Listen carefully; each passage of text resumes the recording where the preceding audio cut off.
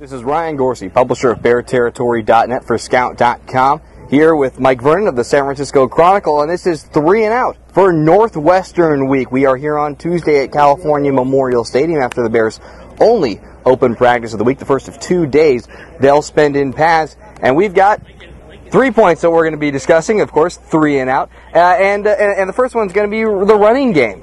Last year, Cal had 55 yards on the first 3 carries of the game, all 3 of them by Brendan Bigelow, and only 89 net rushing yards the rest of the game against the Wildcats.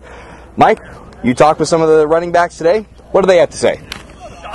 They said if they can run the ball, it's going to be a beautiful day, and that's basically echoing what the coaches have said. Offensive coordinator Tony Franklin said they need to run the ball. Last year they couldn't go to it.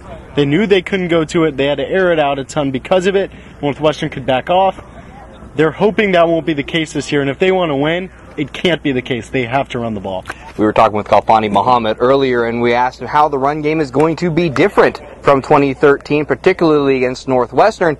He smiled the most mischievous grin I think I've ever seen out of the little running back, the only Division I athlete that's shorter than me, so that's always fun. And really show, and they're going to need to run the ball.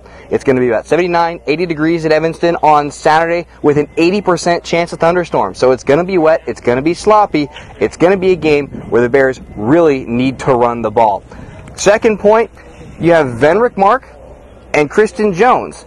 Not on the roster anymore for Northwestern. That's their top running back and their top wide receiver. Mark was suspended for the first 2 games of the season, then decided to transfer, and there's Giorgio Tavecchio. Hey, Giorgio.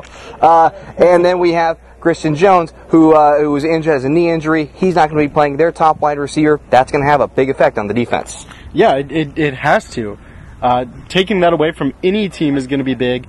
Season opener, especially, to have those 2 experienced and talented guys off the roster for Northwestern, that's big, and I think having Venrick Mark out will allow them to play more nickel, which will help shore up some of the issues at linebacker with Michael Barton and Hardy Nickerson sharing. Hardy Nicholson, perfect. All right. Nicholson nickel coverage. Hardy Nickerson playing sharing time at middle linebacker, with not too much great depth at the linebacker spot. I think it'll be really nice for Cal to be able to use 2 linebackers instead of 3 and send in an extra defensive back. Now here's where it gets a little iffy, because the depth on the defensive backfield, once you get past the first maybe 5 guys, once you get past your Darius Allensworth, your Trey Cheeks, let's even throw him in there, Cedric Dozier, Michael Lowe, once you get past, once you get past really the first 4 or 5, Stephen McClure,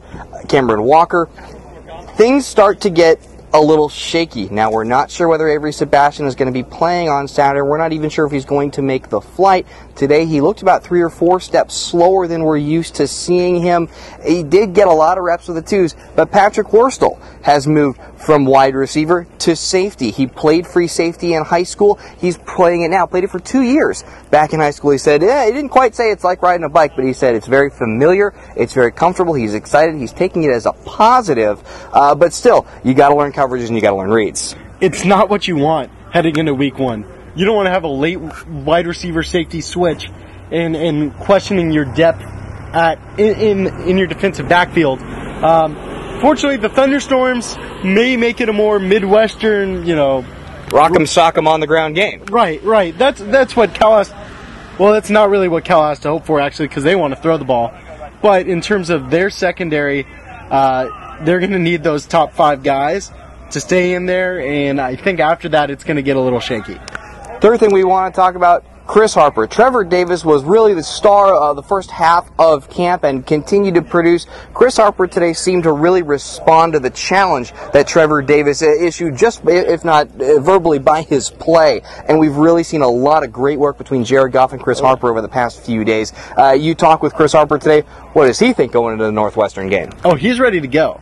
There were some poor feelings left over from last year that Harper remembers, and he had more than 100 receiving yards and 2 touchdowns last year, and he said he had a hurt joint in his shoulder going into that game, so he didn't even get to practice. He went off, and I think he's excited to get to go against some of those same defensive backs that he tore up last year.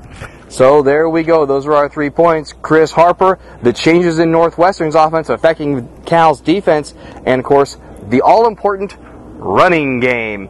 This has been 3 and Out. This is Ryan Gorcey, publisher of BearTerritory.net for Scout.com, here with Mike Vernon of the San Francisco Chronicle. Thanks for playing along. We'll catch you on the flip side.